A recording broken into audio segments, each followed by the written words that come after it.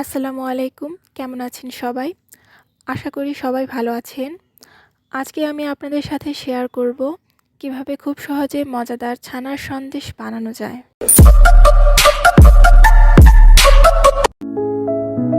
প্রথমে একটি পাত্রে তরল দুধ নিয়ে ভালোভাবে ফুটিয়ে নিব।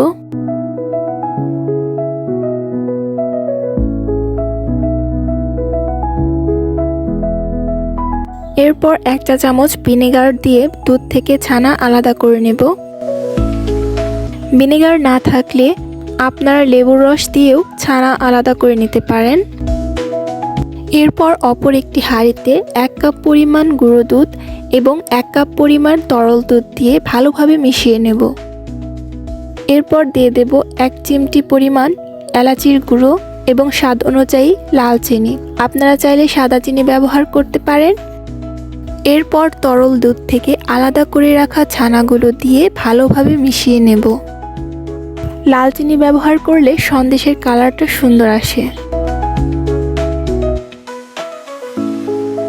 আঠালো শুকনো মাখো মাখো হয়ে আসলে বুঝতে হবে সন্দেশ বানানোর জন্য প্রস্তুত।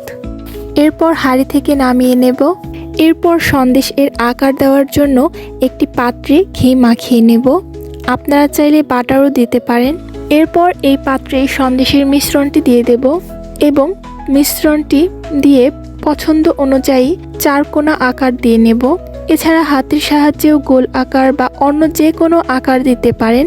তারপর ফ্রিজে রেখে বা নরমালি রেখে যেভাবে খেতে চান সেভাবে খেতে পারেন মজাদার ছানার সন্দেশ।